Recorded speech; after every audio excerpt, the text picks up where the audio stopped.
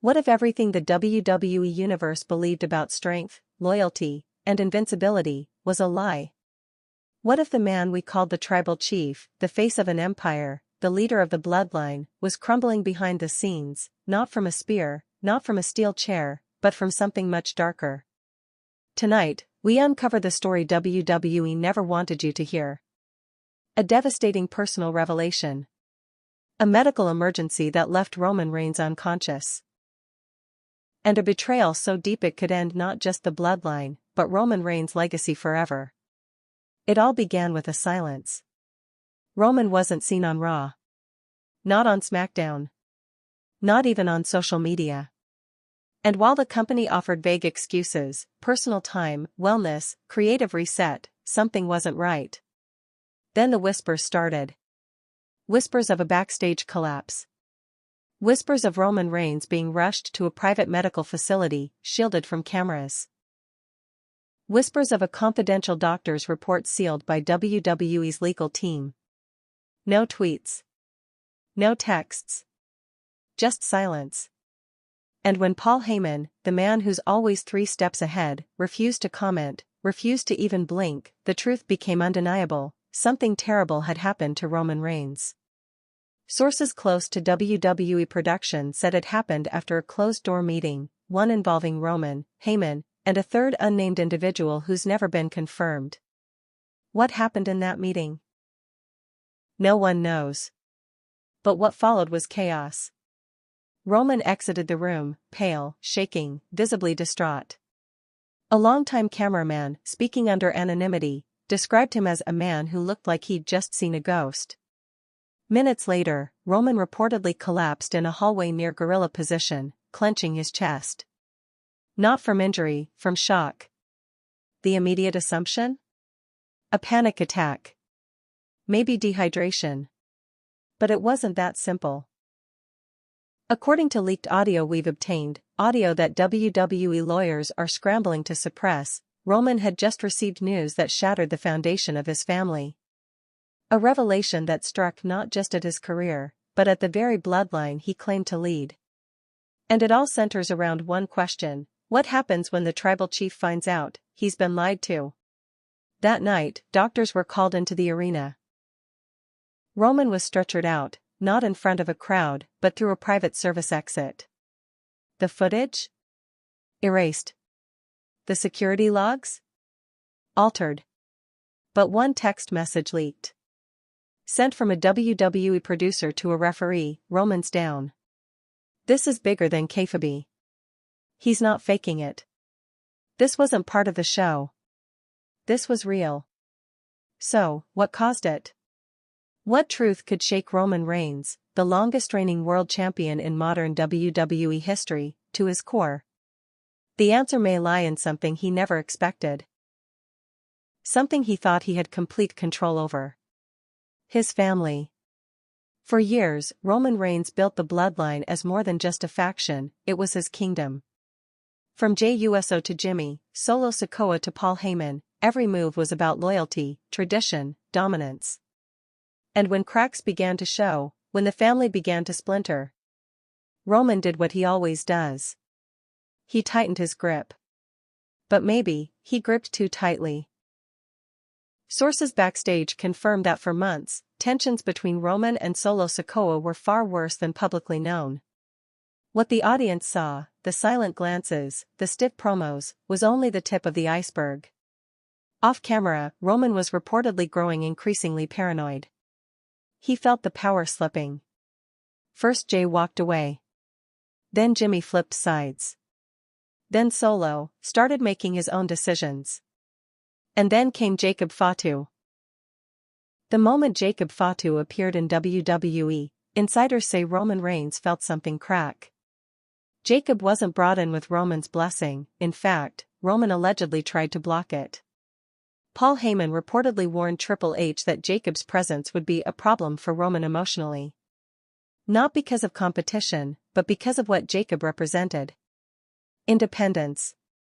Rebellion. Another alpha in the family jungle. What Roman didn't know was that Jacob had secrets. And one of them would destroy him. According to multiple verified sources, Roman received a private email days before his collapse.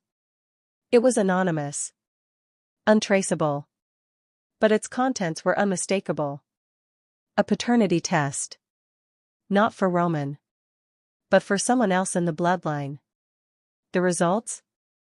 Unconfirmed. But the message was clear: someone in your family isn't who they say they are. Roman was reportedly furious. He called a meeting. He confronted Paul Heyman. Demanded answers. Who was leaking family business to the outside world? Who was trying to undermine his control? That confrontation is believed to be the meeting that triggered his breakdown. We spoke to a former WWE writer who asked to remain anonymous but worked closely with Roman over the last 2 years. This is what he said: he's been carrying the weight of that bloodline angle for years, emotionally, physically. But it was personal to him. He didn't see it as a storyline. He saw it as a reflection of his real-life legacy. If someone in that family betrayed him off-screen, it would hit him harder than any storyline ever could. And then, the silence. The cancelled appearances. The redacted reports. Until the news slipped out, Roman Reigns was hospitalized for what doctors described as a stress-induced cardiac episode. Not a heart attack. But close. Triggered, reportedly, by an extreme emotional event. As of now, Roman has not returned to TV. WWE is offering no official comment. But those close to him say he's not the same. And the worst part? He might not want to come back. We've obtained further evidence that suggests Roman is now questioning everything, not just the bloodline, not just Paul Heyman, but even his own role in WWE. One source claims Roman told a friend during his hospital stay, "Maybe it was all fake. Maybe I never had the family I thought I did." Is this the end of the tribal chief? Or is it the beginning of something darker? Whatever happens next, one thing is clear: Roman Reigns, the invincible, undisputed head of the table, is broken. And he might not be coming back. Not as we knew him. Let that sink in. Roman Reigns didn't lose a match. He didn't get pinned. He didn't tap out. He was betrayed, and it shattered him. And the WWE Universe is left with a question that no championship can answer: what happens when the leader falls? And the people stop believing? The moment Roman Reigns collapsed, the energy backstage changed.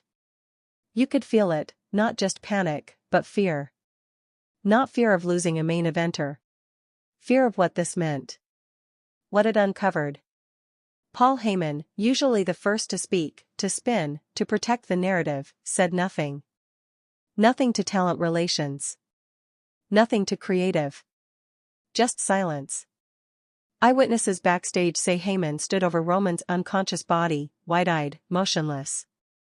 A man not shocked by what had happened, but broken by what it confirmed. Because Paul Heyman knew something. And now, it was coming out. The rumors started with one name. Solo Sikoa.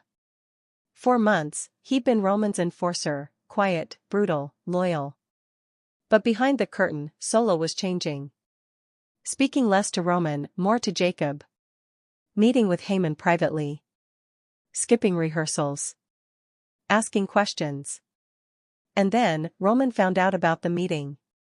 The one that happened late at night, after a taping in Orlando.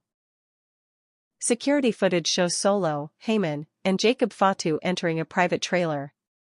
No cameras. No producers. Just 3 men tied by blood, and a secret. The footage cuts after 11 minutes. What was said in that trailer has never been confirmed. But Roman knew about it. He found out. That meeting, that betrayal, was the last straw. It wasn't just a family matter anymore. It was a power shift. One that left Roman on the outside of his own dynasty. Medical records obtained from an inside source reveal that Roman was admitted under a pseudonym to a private cardiac wing in Miami. Diagnosis: stress-induced arrhythmia. Secondary symptoms: shortness of breath, elevated cortisol, extreme psychological fatigue. Translation? His heart wasn't broken by genetics. It was broken by betrayal. And what's even more devastating? Paul Heyman may have been the one who set it in motion.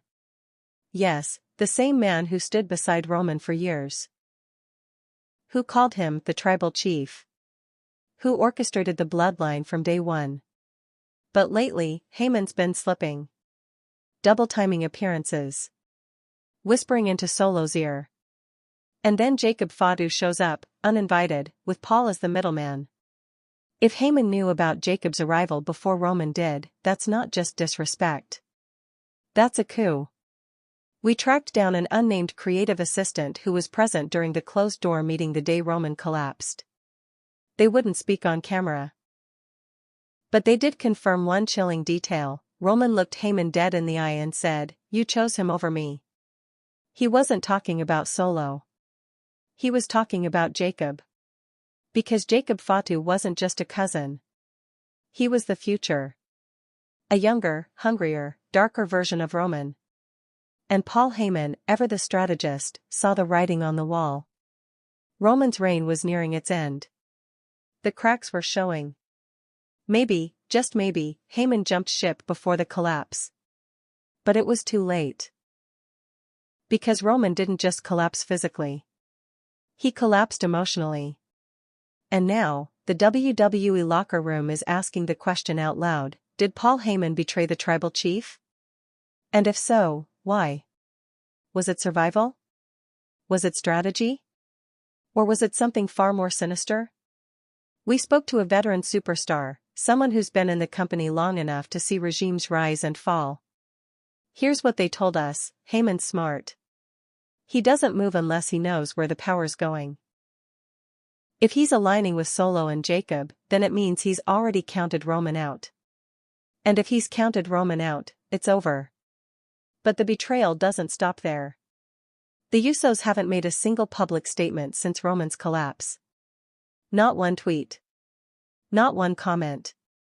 Jimmy, who once turned on Roman, now silent. Jay, the one who bled for Roman in the early days of the bloodline, off the grid entirely. Are they mourning? Or distancing themselves? Because if there's one thing WWE history has taught us, it's that loyalty in this business is a currency, and right now, Roman's stock is crashing. Meanwhile, Solo Sikoa is rising. Since Roman's collapse, Solo has been backstage at every show. Not on camera. But present. Commanding. Leading private meetings. Making subtle demands to producers. Triple H was even overheard saying, "We're in a transitional phase. Let's see how Solo handles it." A transitional phase? Roman's not even cleared to speak, and they're already talking about replacements?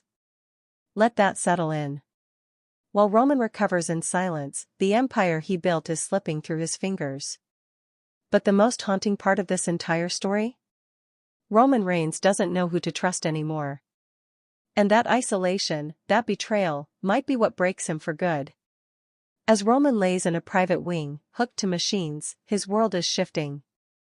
The fans chant his name. The bloodline wears his symbol.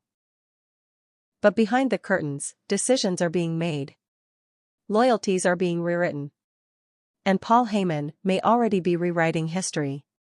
This is no longer about a title. This is about legacy. Blood. And the devastating truth that sometimes, the family closest to you, is the one that shatters you. The tribal chief is alone. And when he wakes up, the throne may already be gone. This isn't a storyline. This is real. And the heartbreak? It's just beginning. He opened his eyes. But nothing felt familiar. The room was white. Too white. The air sterile. The only sound, a slow, mechanical beep. Roman Reigns had woken up. But not in his home. Not in the locker room. Not even in the ring. He was in a hospital bed. Hooked to IVs.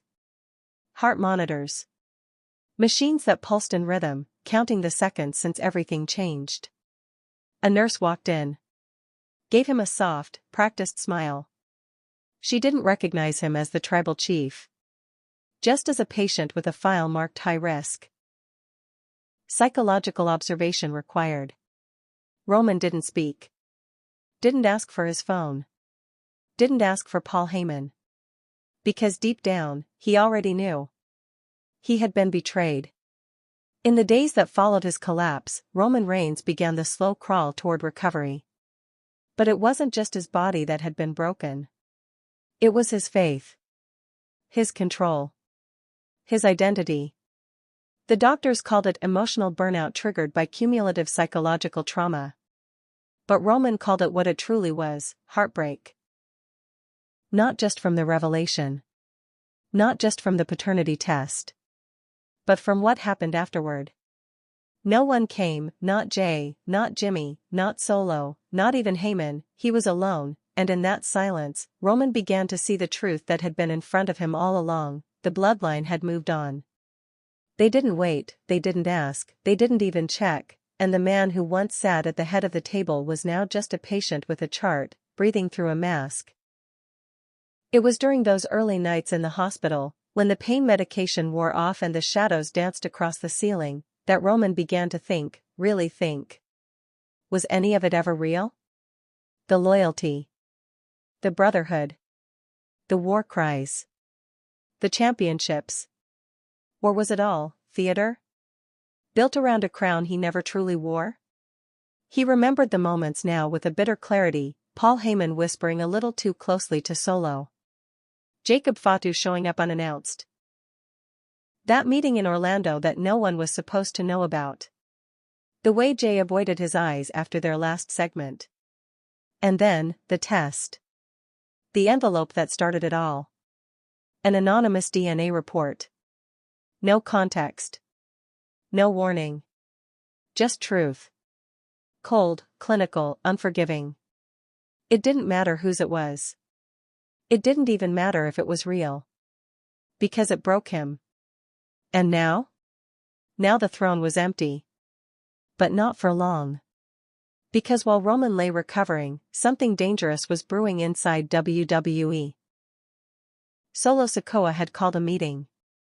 Not on TV. Not in character. But a real, closed-door session with talent relations, creative leads, and Paul Heyman. The message was simple. Roman is gone. It's time for a new era. A producer who overheard the meeting described it like a hostile takeover. Solo didn't ask for permission. He declared it. We're the new bloodline, he said. And we're not waiting for anyone. Jacob Fatu backed him. Tama Tonga reportedly nodded. Heyman? He just smiled. The transition had already begun. And Roman?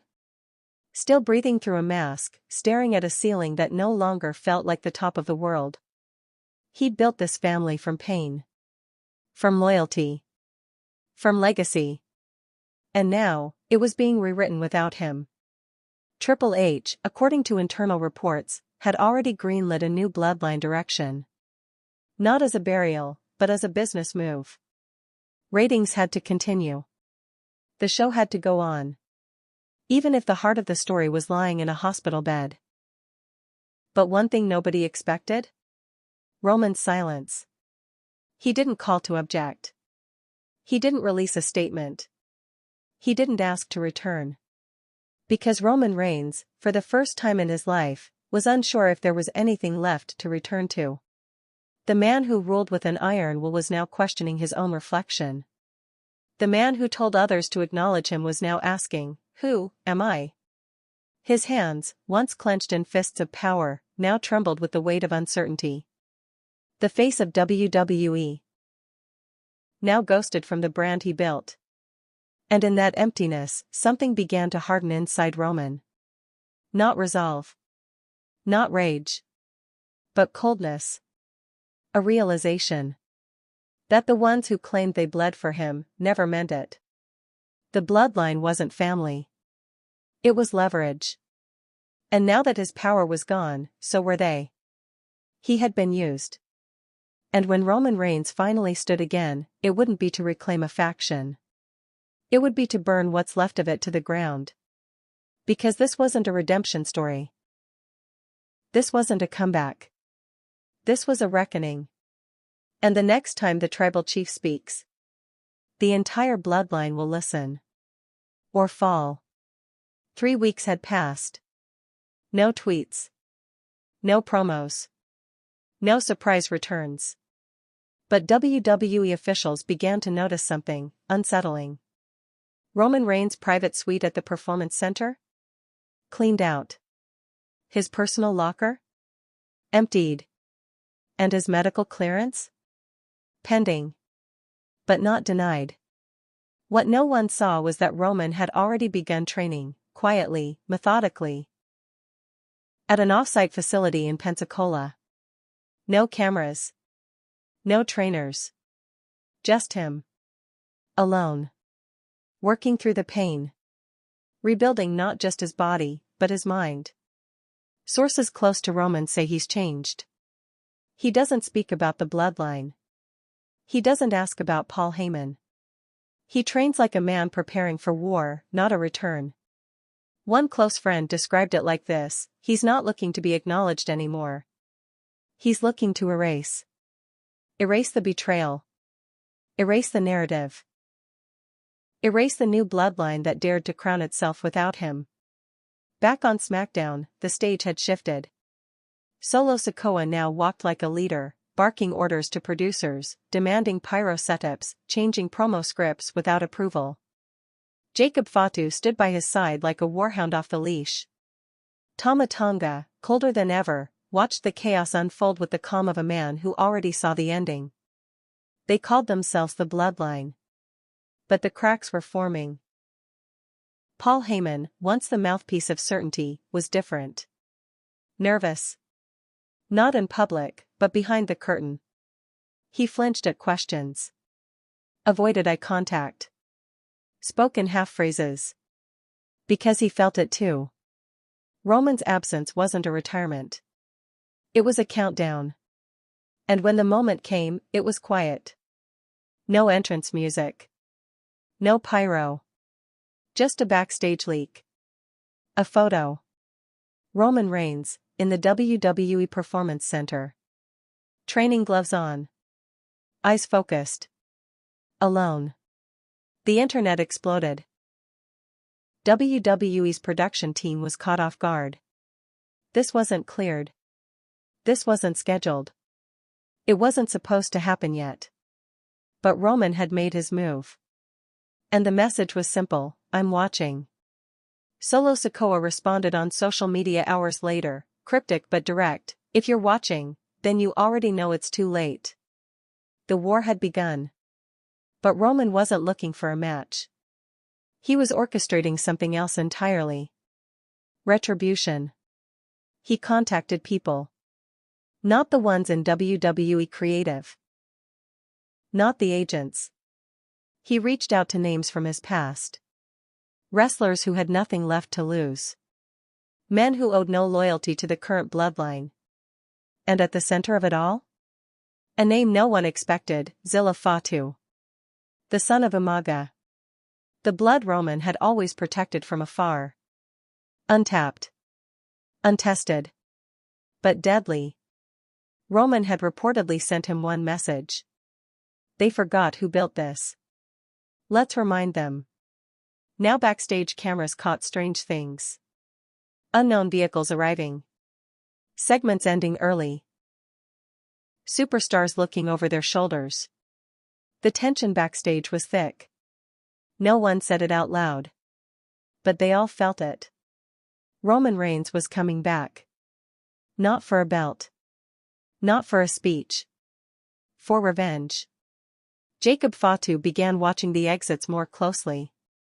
Solo requested additional security for his family. And Paul Heyman? He tried to get ahead of the story. He requested a meeting with Roman. It was denied. For the first time in a decade, Paul Heyman had no control. He was on the outside of the empire he helped build. And Roman had made sure of it. Because Roman knew that silence was power. And when the time was right, he would speak. And when he spoke, there would be no forgiveness. No family dinner. No tribal council. Only retribution. Because this wasn't about proving he was still the tribal chief. This was about making sure no one else ever dared to call themselves that again. SmackDown ended that night with Solo Sikoa standing tall over an opponent. Bloodline banners flashing. The audience cheering. But then the screen flickered. One frame. One image. Roman Reigns. In shadows. Hooded. Eyes burning. Below it, 4 words appeared. I never left. Acknowledge me. The crowd erupted. The commentary team went silent. And the Bloodline? They stopped smiling. Because Roman Reigns wasn't coming back to reclaim the throne. He was coming back to flip the table. And when he does, there will be no kings left standing. Roman Reigns returns with vengeance, and the Bloodline is not ready. We pick up right after the flickering screen teased Roman's return. No one has seen him. No one knows when. But the fear is already spreading. The screen flickered. 4 words froze the arena in silence. I never left. Acknowledge me. No entrance music. No voiceover. Just Roman Reigns, shadowed, hooded, staring into the lens like it owed him everything. And the message wasn't a request. It was a threat. The Bloodline stood still. Solo Sikoa, halfway through a post-match celebration, stopped moving. Jacob Fatu looked at the monitor with a blank expression. Even Paul Heyman, the man who always knew what was coming next, said nothing. Because he knew exactly what this meant. The king was not dead. He was watching. And he was coming home. Backstage, production scrambled.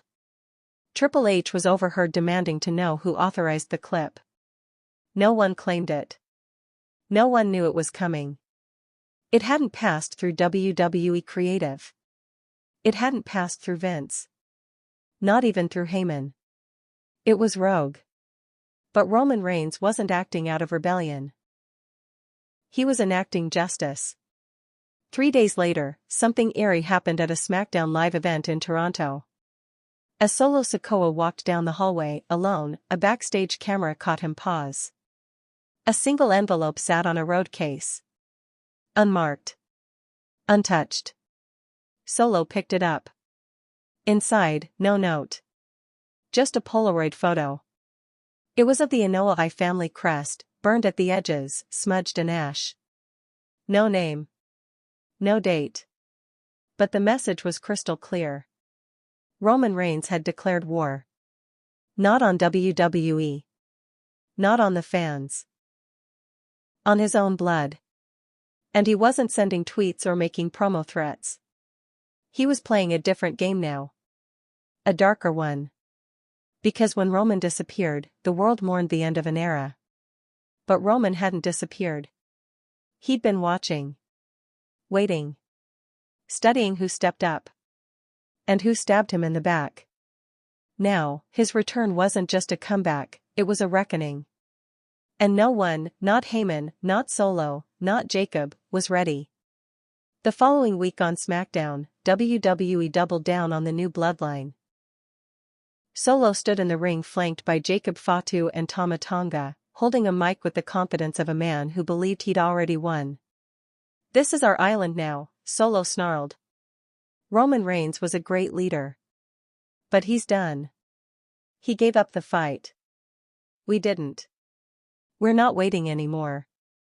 The crowd booed, not because they hated Solo, but because they knew. He just poked the wrong ghost. Paul Heyman tried to spin it on commentary. Solo is leading the future, he said with a nervous tremble. Roman needs time. But deep down, even Heyman knew. Time was exactly what Roman had taken. Time to build something no one expected. Because while the Bloodline paraded around with declarations and tribal war cries, Roman had been assembling something else. Not a family. A weapon. It started with a name WWE hadn't spoken in months, Zilla Fatu. A silent storm. The son of Umaga. Trained in shadows. Unaffiliated. Until now. A private source leaked security footage from a training facility outside Pensacola. Roman Reigns. In full gear. Sparring with Zilla. No cameras. No press. Just two men. Breathing war. And beside them? A third figure. Covered. Face hidden. A towering presence. Speculation exploded. Was it Jacob's brother Lance? Was it a returning star? No confirmation. But the message was clear. Roman wasn't coming back alone. He was building a new dynasty.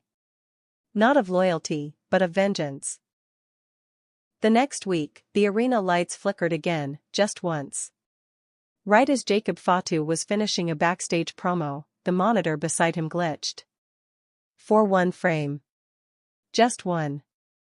Roman's silhouette. Standing in front of the burning Bloodline crest. Then black. No words. No music. Just heat. And Jacob? He didn't flinch. But he looked over his shoulder the rest of the night. Because this wasn't a promo war anymore. This wasn't about factions. This was personal. And it was only going to get worse. That same night, Paul Heyman disappeared. No notice. No message. No segment. When asked, Solo said only this: he knows what he did. And backstage sources confirmed it, Roman had finally made contact. Heyman was reportedly summoned. But not for negotiation. For confession. What happened in that meeting is still unknown. But rumors swirled that Roman showed Heyman the truth. Surveillance footage. Audio recordings. Documents. Proof. That Heyman had chosen to side with Jacob and Solo long before Roman ever collapsed. That Heyman, the mastermind of empires, had once again switched allegiances when he sensed power shifting. Roman didn't yell. Didn't threaten. He just handed Heyman the evidence, and walked out. The next day, Heyman issued a private memo to WWE. He would no longer speak on Bloodline matters. He had been silenced, not by the company. By the tribal chief. Roman's silence wasn't weakness. It was precision. And he was just getting started. The Bloodline continued to posture. Continued to dominate segments. But something had changed. Every week, a subtle disruption. Security tapes corrupted. Locker room signs defaced with tribal markings only Roman used. Untraceable messages left in Solo's dressing room.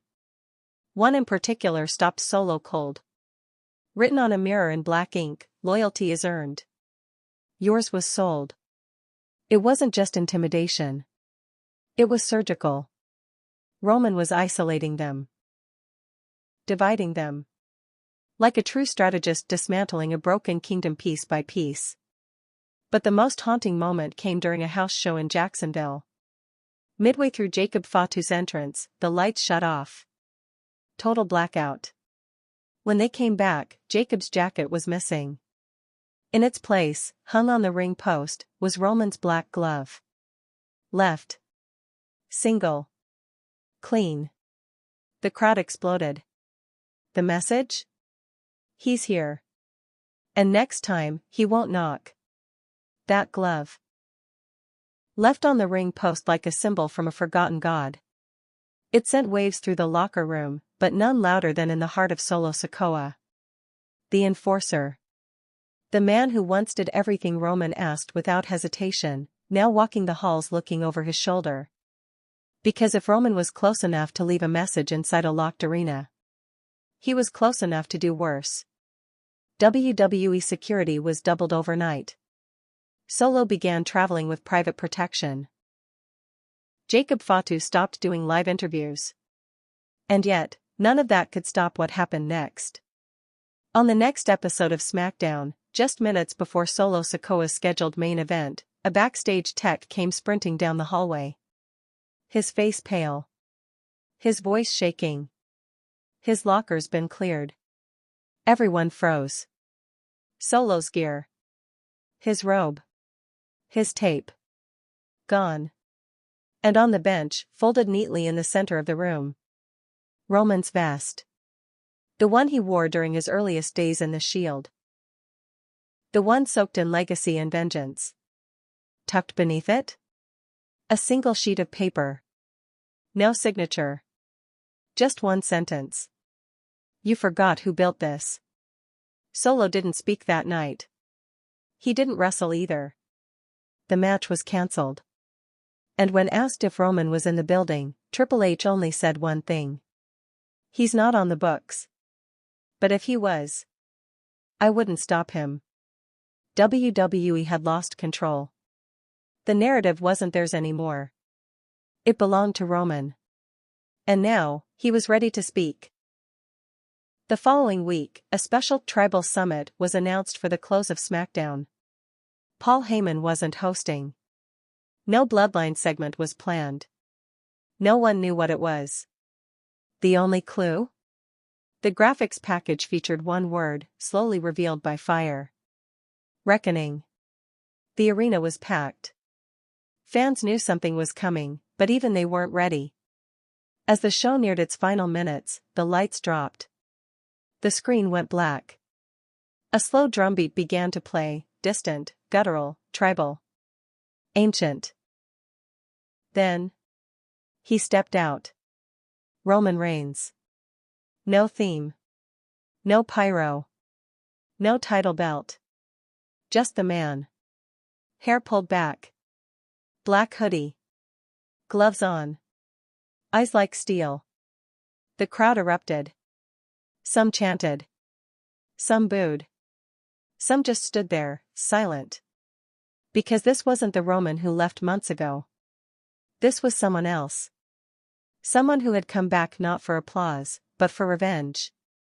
He didn't enter the ring. He stood on the ramp, mic in hand, and said only 4 words, I built this empire. Silence. He looked straight into the camera. And you poisoned it. He didn't need to say names. Everyone knew who he meant. You wore my colors. You held my titles. You claimed my legacy. But when I bled, you walked.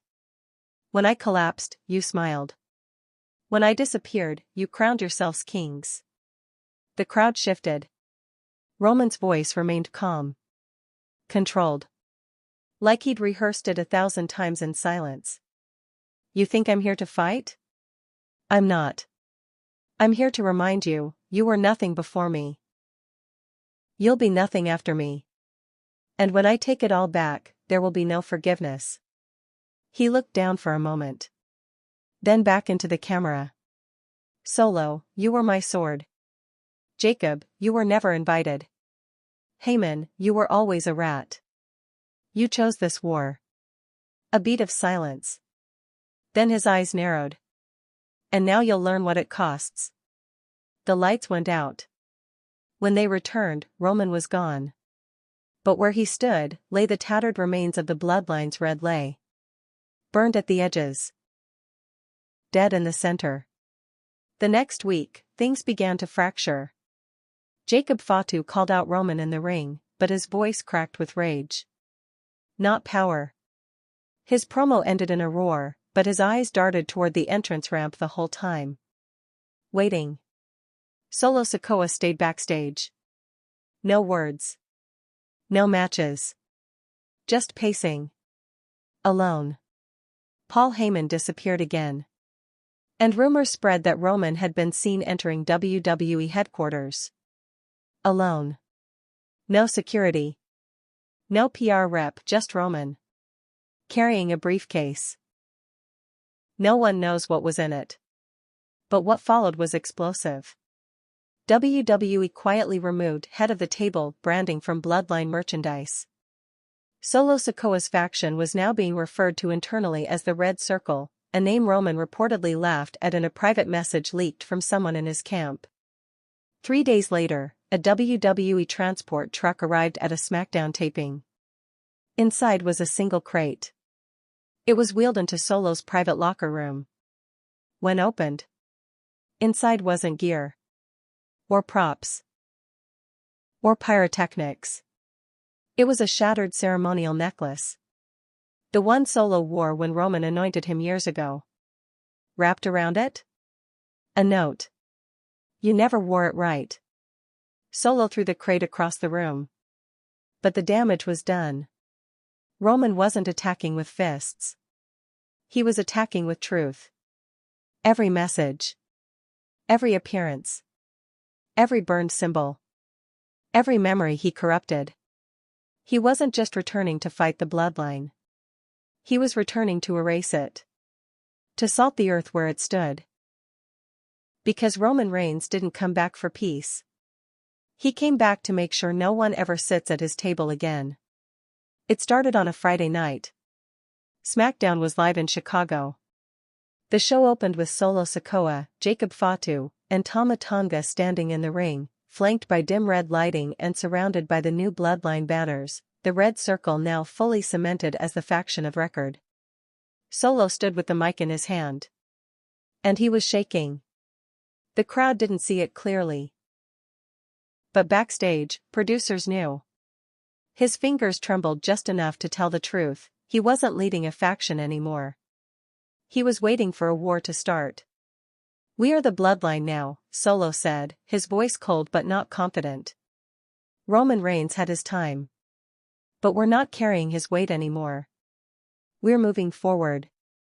The audience booed. Not because they didn't believe him, but because they knew he didn't believe himself. Then, the lights cut. Not flickered. Cut. Total blackout. A single spotlight beamed from the rafters, hitting the announce desk. Paul Heyman was sitting there. Alone. Frozen. And behind him, rising from the barricade like a ghost in black. Roman Reigns. No music. No warning. Just presence. He climbed over the barricade slowly, deliberately. The fans were screaming. Security didn't move. Producers didn't cut the feed. No one could. Roman was in full tactical gear. Not his usual entrance gear. But the gear of war. The gloves. The vest. The tape on his fists. He was not here to talk. He stepped beside Paul Heyman, who didn't turn around. Because he knew. Roman leaned in. Whispered something only Heyman could hear. And then, he dropped a folder in front of him.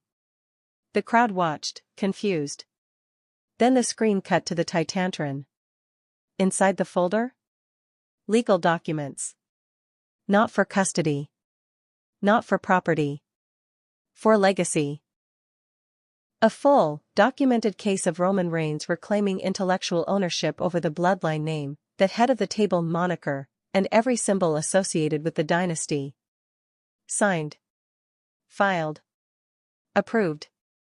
Roman had used his absence to do more than heal.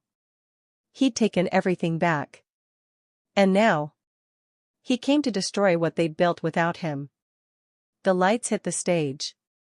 Solo Sikoa's eyes widened. Tama Tonga took a step back. Jacob Fatu clenched his fists. Roman walked to the ring. Slow. Unbothered. A monster returning to his creation. He slid under the ropes. No mic. No music. No speeches. Just the 3 men who tried to replace him. He stood face to face with Solo. Not a word spoken. And then, he smiled. The kind of smile that freezes air. Solo stepped back instinctively. Roman turned his gaze to Jacob. No smile now. Just silence. Then he lifted his hand slowly, and pointed. Not at Jacob. Not at Solo. At Tama Tonga. The weak link. The outsider. The one Roman never wanted. And in that second, Jacob Fatu snapped. He turned and speared Tama out of his boots. The crowd erupted. Solo turned in shock, and Roman struck. Superman punch. Clean. Violent. Personal. Solo fell. Jacob stood over Tama, breathing heavily, unsure of what he'd just done. Roman walked to him. Stared. And then? He nodded. Not in approval. In warning. You're next, but not yet. The screen faded to black. No outro. No logo. Just 3 words, the chief returns. The fallout was immediate. Tama Tonga was hospitalized.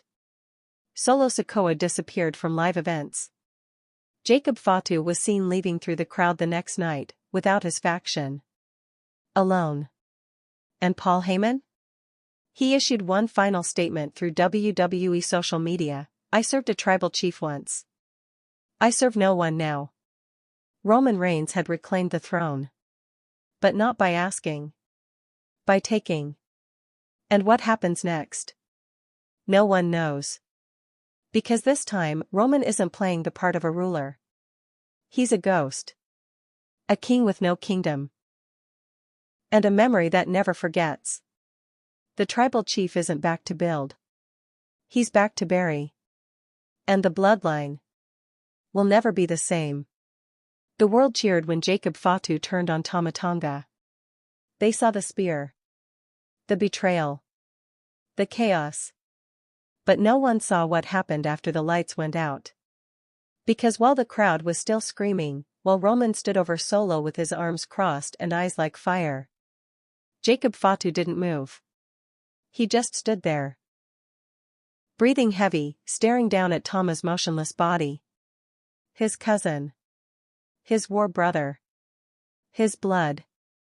And he had just destroyed him. Not because he wanted to. But because Roman made him. The second the lights dropped after the show went off air, Jacob backed into the corner. Like a dog who'd bitten his master. Unsure of what he just did. Unsure if it even mattered. And Roman? He didn't look back. He left the ring. Walked up the ramp. Never said a word to Jacob. Never gave him approval. Never gave him blame. Just silence. That silence haunted Jacob all night. Backstage, as medical staff rushed Tama onto a stretcher, Jacob sat alone. Producers tried to talk to him.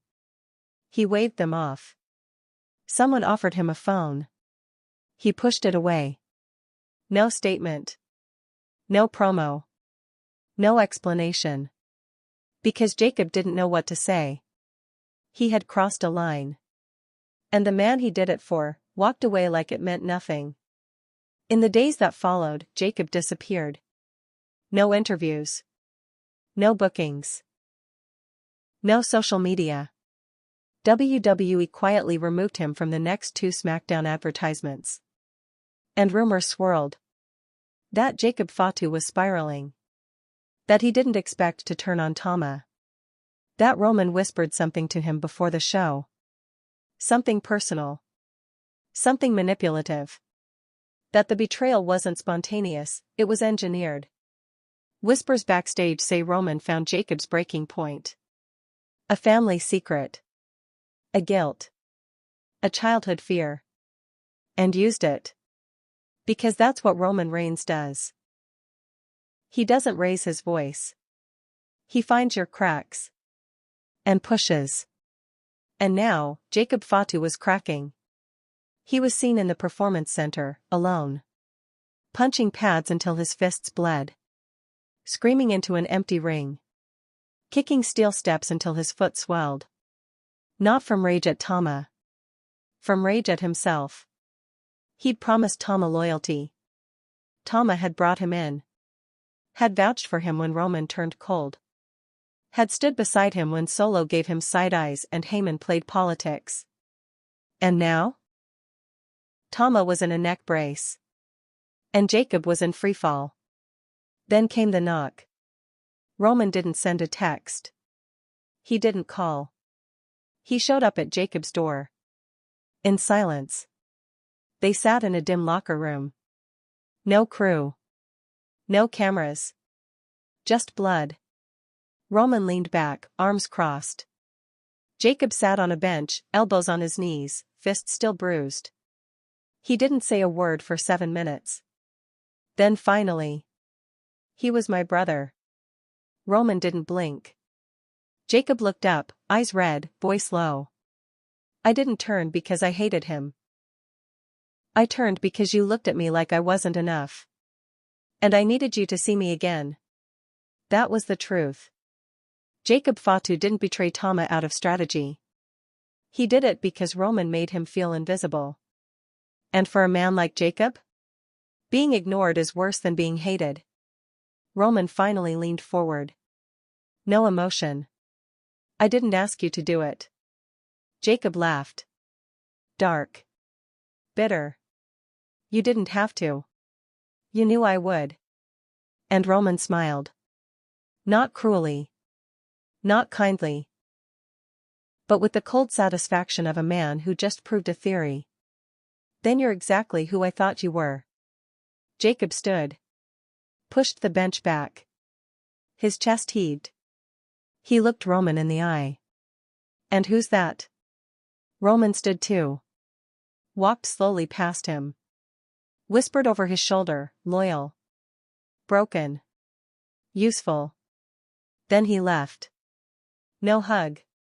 No plan. No thanks. Just manipulation. That night, Jacob Fatu stood alone in the performance center, hands on the ring apron, staring at his reflection in the floor.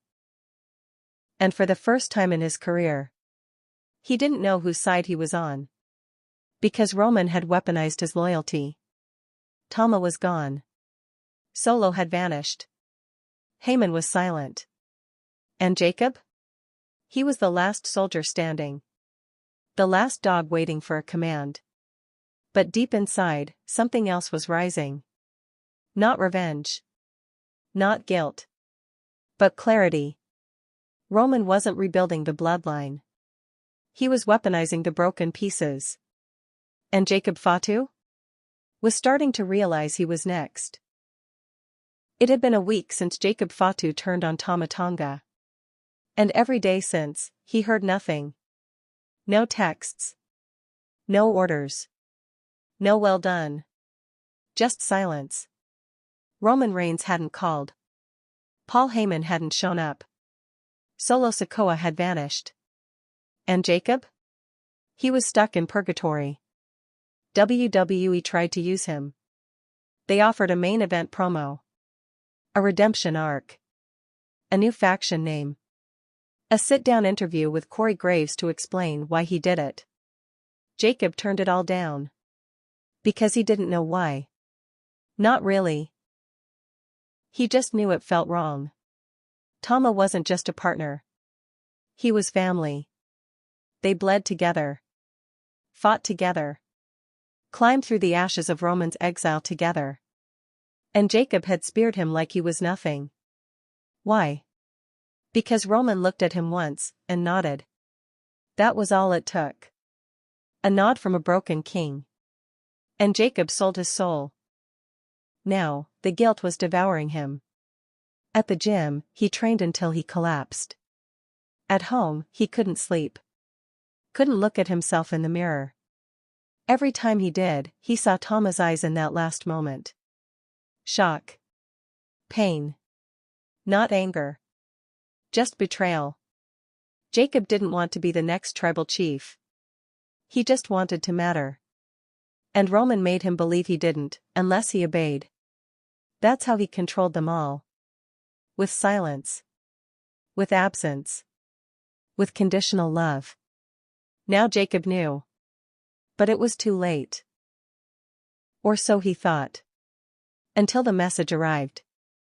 A manila envelope. No name. No logo. Inside? A flash drive. And one sentence, handwritten on the sleeve, "If you want the truth, press play." Jacob stared at it for hours. He didn't plug it in until 2 a.m. What he saw changed everything. It was surveillance footage. From before the SmackDown where he turned. A conversation. Roman and Solo. Alone. Talking. Planning. The audio was muffled.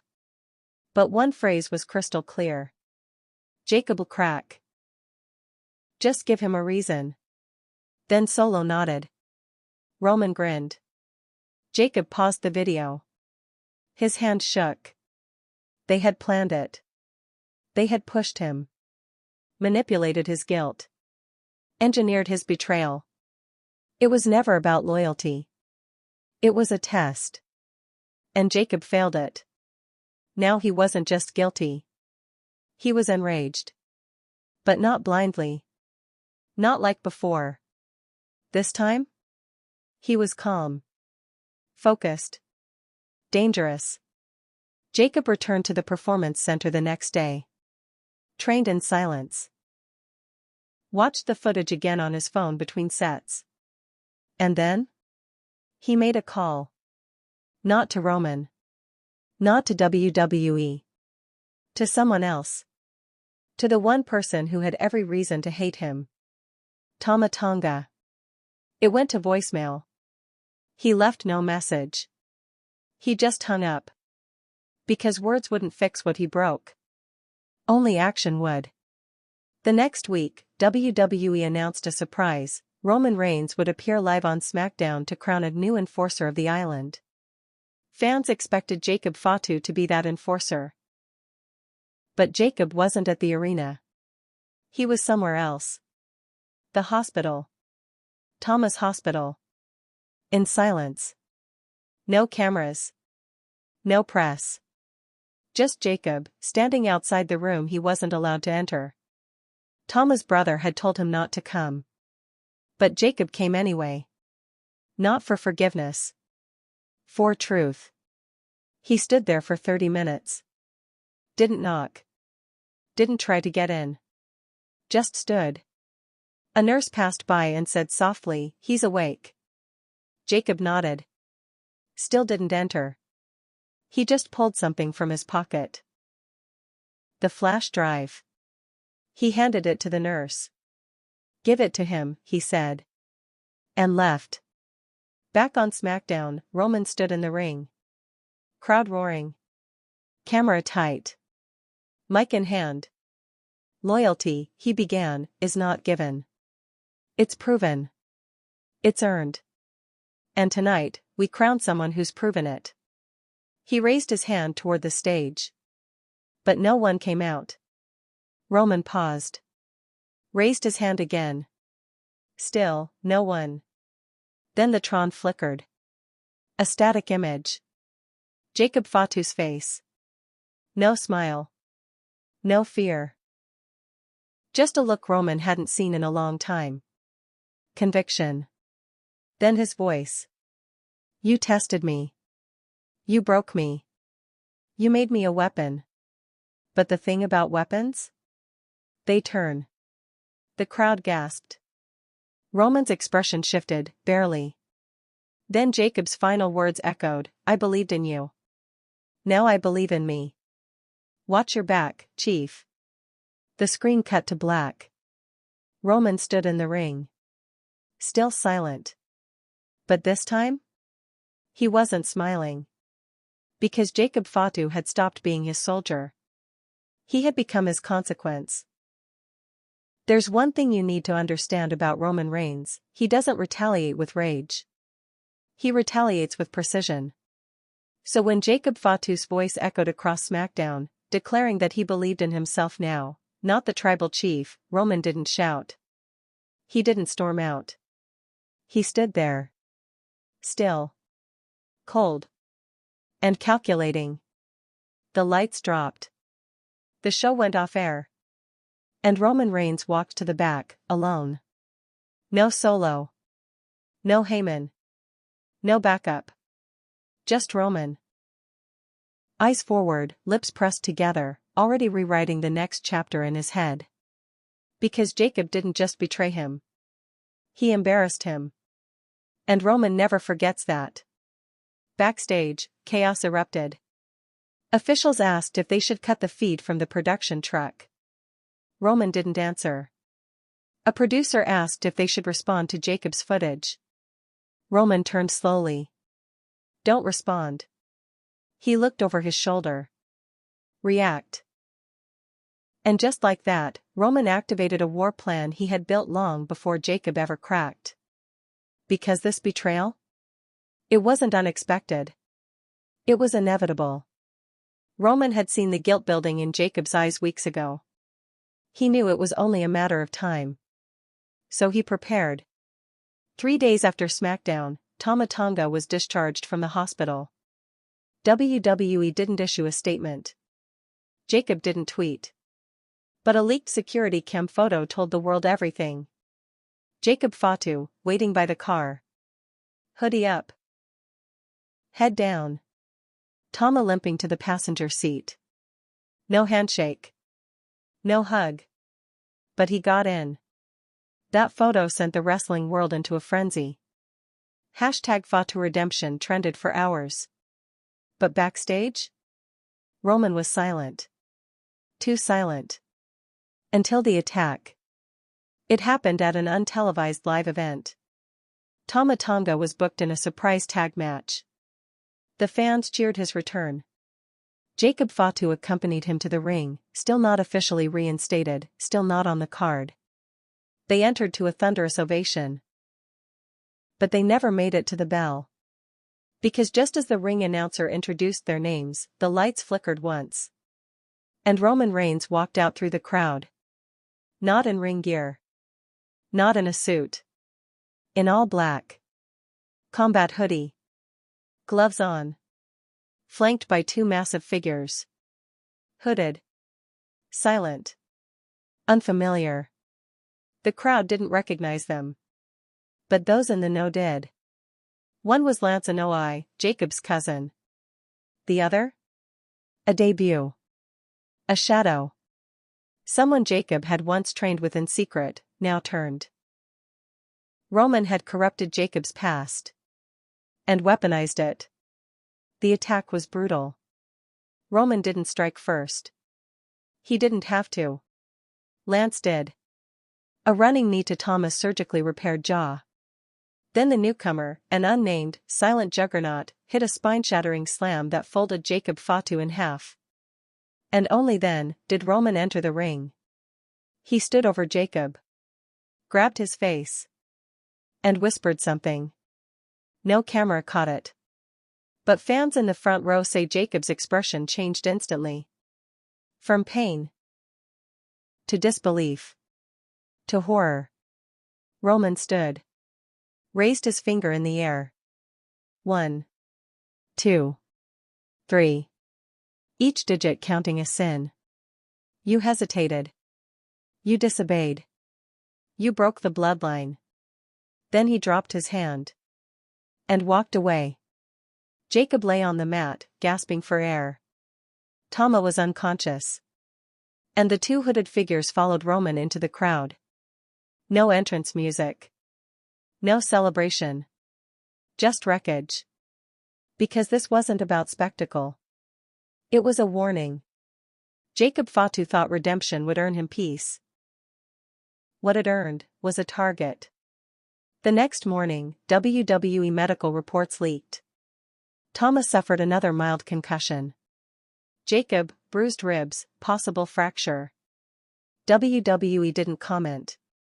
But Roman did. On Instagram. One photo. A close-up of Jacob's eyes, during the moment he was slammed to the mat. Captioned, "This is what regret looks like." The post vanished after 1 hour.